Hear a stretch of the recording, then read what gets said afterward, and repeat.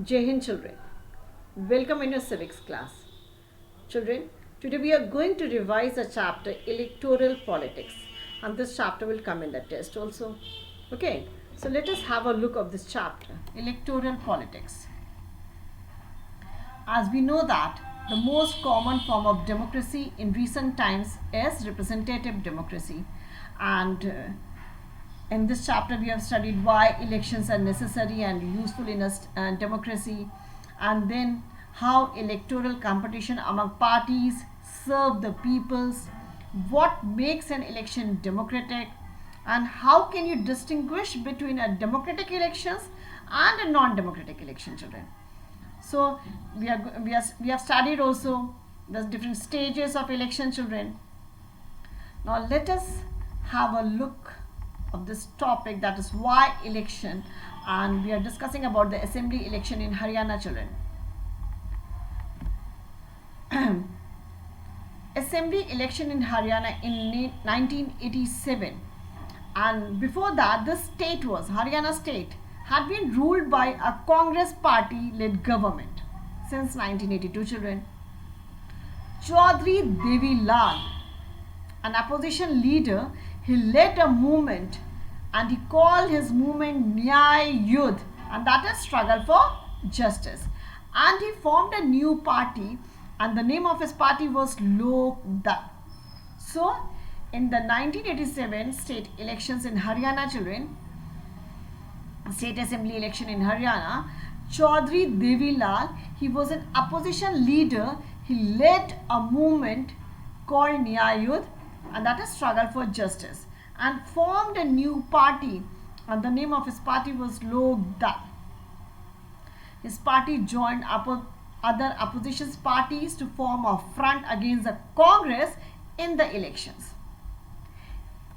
In the election campaign, Chaudhry Devi Lal said that if his party won the elections, he is going to waive the loans of small farmers and businessmen, children. The government would waive the loans of farmers and small businessmen, and he promised that this would be the first action of his government. So the people at that time were unhappy with the existing government, and they were also attracted by Devi Lal's promise. So when elections were held, they voted in favor of Lok Dal and his allies. So Lok Dal and its partners won 76 out of 90 seats. How many seats, children?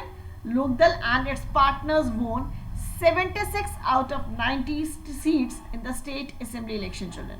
And Lok Dal alone, this party won 60 seats and thus had a clear majority in the assembly. And the Congress could win only 5 seats. Now the topic is, why do we need elections? Okay, and why elections are necessary, children. Actually, election is a mechanism by which people can choose their representatives at regular intervals and change them if they wish to do so. So election is a mechanism by people choose their representatives at regular intervals, and if they are not satisfied with the government, they can change them in the next election, children. The question is, why do we need elections? Children, election take place regularly in any democracy. Okay. Let us try to imagine a democracy without election, children.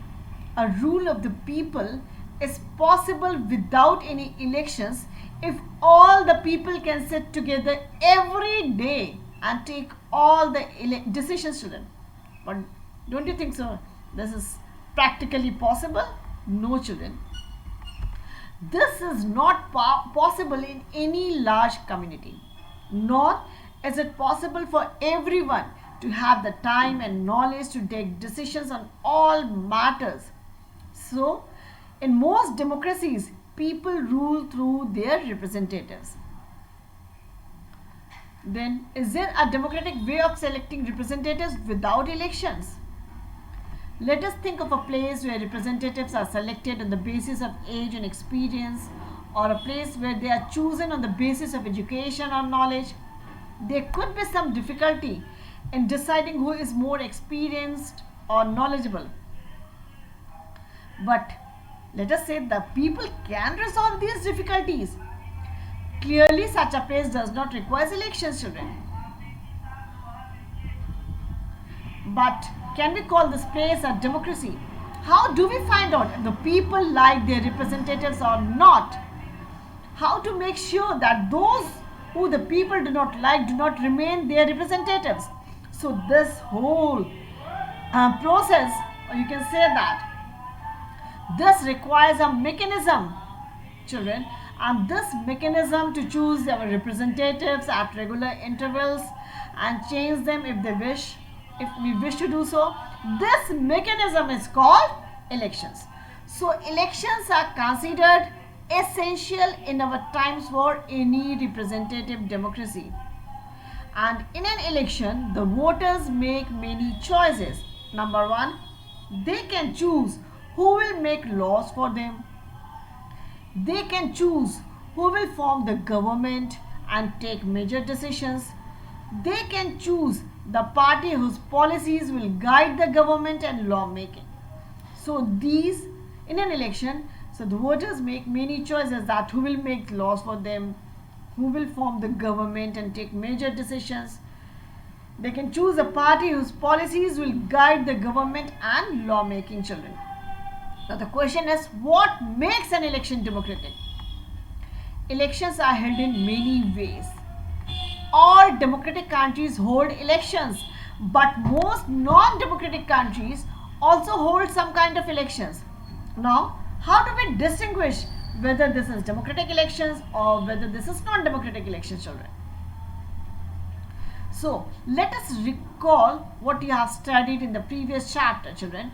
So, we'll start with a simple list of the minimum conditions of a democratic elections. So, there are minimum conditions of a democratic election. Number one is political equality, means everyone should be able to choose, and this means that everyone should have one vote and every vote should have equal value. The next, there should be something to choose from, means there should be more than one party, there should be more than one candidate. So there should be something to choose from. Parties and candidates should be free to contest elections and should offer some real choice to the voters. Then next, the choice should be offered at regular intervals, means election must be held regularly after regular intervals, after every few years. Then next, the candidate preferred by the people should get elected. And then elections should be conducted in a free and fair manner where people can choose as they really wish to. So, now the topic is it good to have political competition? Because we have seen that there are many demerits in an electoral competition, children. And elections are all about political competition, and this competition takes various forms. So the question is it good to have political competition? Because we clearly know that an electoral competition has many demerits. Number one, it creates a sense of disunity and factionalism in every locality. Then different political parties and leaders often level allegations against one another. आरोप लगाते हैं, आरोप प्रत्यारोप चलता है. Then next, parties and candidates often use dirty tricks to win elections. And sorry, some people say that this pressure to win electoral fights does not allow sensible long-term policies to be formulated. So there are many demerits in an electoral competition, children, but then also our constitution makers, they opted for free competition in elections sorry, as a way to select our future leaders. They did so because this system works better in the long run. In an ideal world, all political leaders know what is good for the people and are motivated only by a desire to serve them. Political competition is not necessary in such an ideal world. Political leaders all over the world are motivated by a desire to advance their political careers. They want to remain in power. They may wish to serve the people as well, but it is risky to depend entirely on their sense of duty, children. Besides, even when they wish to serve the people, they may not know what is required to do so, or their ideas may not match what the people really want. So this is क्या सकते हैं a situation, a real life situation. Now, how to deal with the situation, children? So one way is to try and improve the knowledge and character of political leaders. And there should be a way, there should be a system where political leaders are rewarded for serving the people and punished for not doing so. Now, who decides this reward and punishment? The simple answer is we, the people, common people, children. This is what electoral competition does. Regular electoral competition provides incentives to political parties and leaders. They know that if they raise issues that people want to be raised, their popularity and chances of victory will increase in the next elections. But if they fail to satisfy the voters with their work, they will not be able to win again, children. So, if a political party is motivated only by a desire to be in power, even then it will be forced to serve the people, children. So, political competition may cause divisions, some ugliness, but it finally helps to force people, it finally helps to force political parties and leaders to serve the people, children. Then what is our system of elections? Let us have a look at how elections are held in India. One is Lok Sabha and Vidhan Sabha. Lok Sabha and Vidhan Sabha, that is assembly elections, are held regularly after every 5 years. After 5 years, the term of all the elected representatives comes to an end. The Lok Sabha or Vidhan Sabha stands dissolved. So elections are held in all constituencies at the same time, either on the same day or within a few days. This is called a general elections. But sometimes election is held only for one constituency to fill the vacancy caused by death or resignation of a member, and this is called a by-election, children. So the country is divided into different areas for purposes of elections, and these areas are called electoral constituencies. The voters who live in an area elect one representative, children. And for Lok Sabha elections, the country is divided into 543 constituencies, and the representative elected from each constituency is called a member of parliament or an MP, children. Similarly, each state is divided into a specific number of assembly constituencies, and in this case the elected representative is called the MLA or member of legislative assembly. Okay. Now the question is reserve constituency. Why our constitution makers they thought of a special system of reserve constituency for the weaker section, children? Actually, the constitution makers were worried that in open electoral competition, certain weaker sections may not stand a good chance to get elected to the Lok Sabha and the state legislative assemblies, because they may not have the required resources, education and contacts to contest and win the elections. So those who are influential, those who are powerful, those who are resourceful may prevent them from winning elections. And if that happens, our parliament and assemblies would be deprived of the voice of a significant section of our population, and this would make our democracy less representative and less democratic. So the makers of our constitution thought of a special system of reserved constituencies for the weaker sections. So those some constituencies are reserved for the people who belong to the scheduled caste and scheduled tribes. So in a SC reserved constituency, only someone who belongs to the scheduled caste can stand for election. And similarly, only those belonging to the scheduled tribes can contest an election from a constituency reserved for ST. And in the Lok Sabha currently 84 seats are reserved for the scheduled caste and 47 for the scheduled tribes. This is according to this survey was held on 2012 for September. And the number has been changed, children. So this number is in proportion to their share in the total population. So this system of reservation was extended later to other weaker sections at the district and local level. And in many states, seats in rural and urban, that is municipal and corporation children, and some seats are reserved for the weaker section children. And local bodies in municipal and corporation in rural and urban area seats are now reserved for other backward classes, and some seats are reserved for women also children. So the proportion of seats reserved varies from state to state. Similarly, 1/3 of the seats, 1/3, 33%. So 1/3 of the seats are reserved in rural and urban local bodies for women candidates children.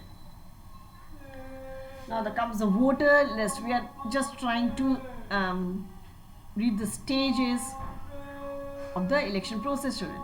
So the first stage is, once the constituencies are decided, the next step is to decide who can and who cannot vote. So in a democratic election, the list of those who are eligible to vote, this list is prepared much before the election and given to everyone. And this list is officially called the electoral roll and is commonly known as the voters list. So if the question comes, what is the other name given to voter list? Electoral roll. Or what is the official, or what is the other name given to electoral roll? Then you have to write voters list. So this is an important step, for it is linked to the first condition of a democratic election.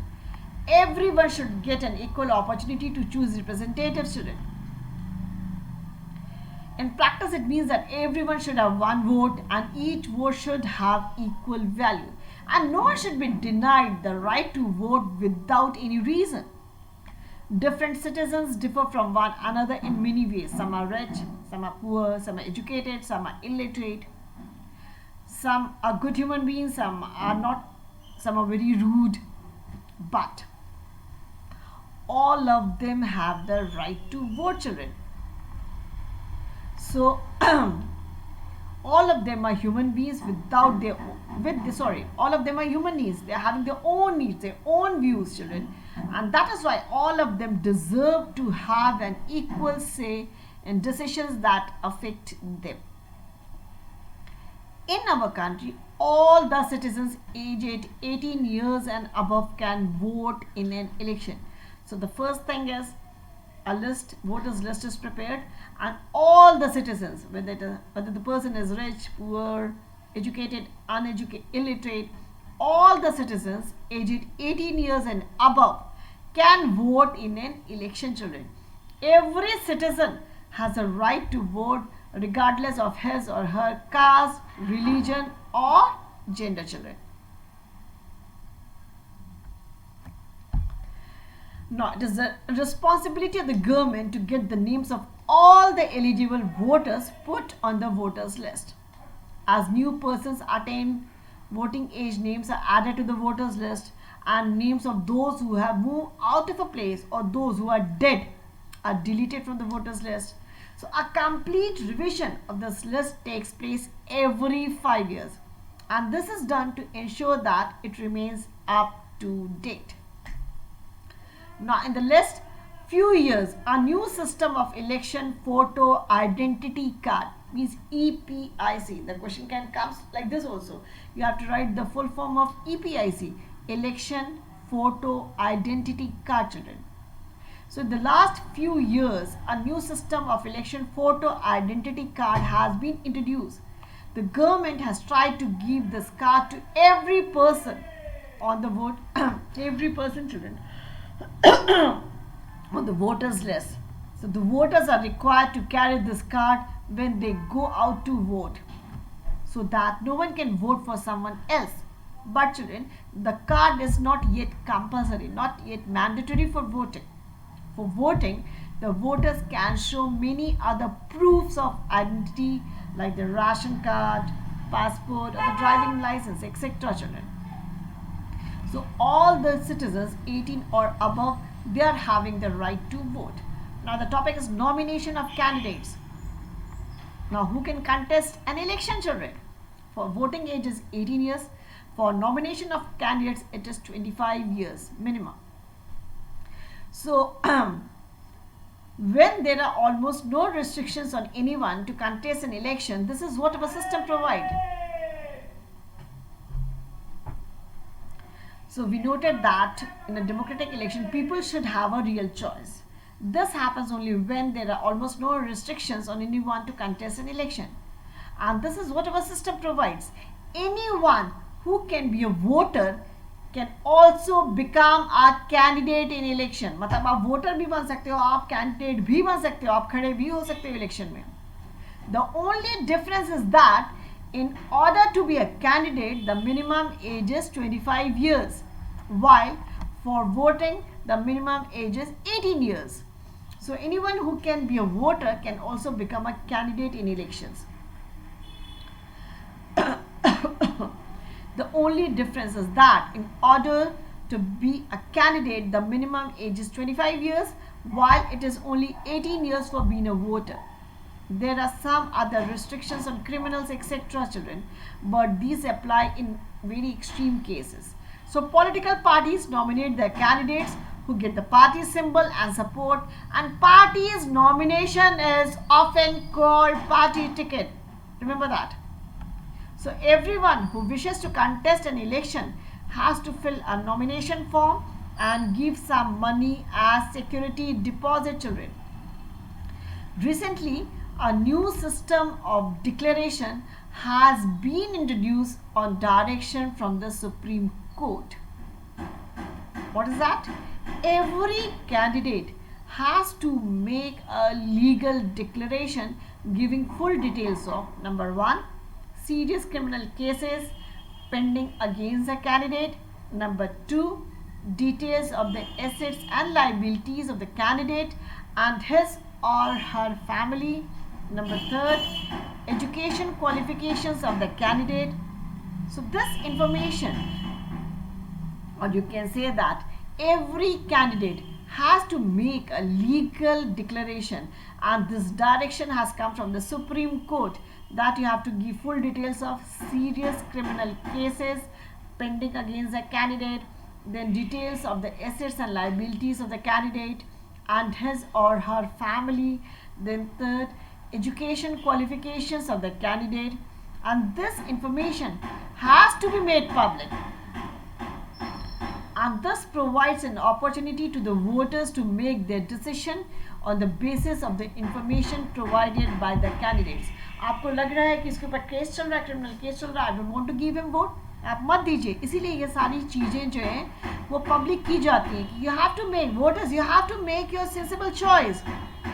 So these information has to be made public कि case चल रहा है कि नहीं चल रहा है, कितनी प्रॉपर्टी है, आपके एजुकेशन क्वालिफिकेशन क्या है. So this information has to be made public, and this information provides an opportunity to the voters to make their decision on the basis of the information provided by the candidates. Now it's up to you whether you want to give vote to that person or not, children. So till here only it will come in the test, children, in the exam, children. So go through the chapters thoroughly, second, third and fourth up to page number 64, children. So go through the chapter thoroughly, and that will help you to answer the questions, because the questions will be coming in between the chapter and it will be a bit twisted ones.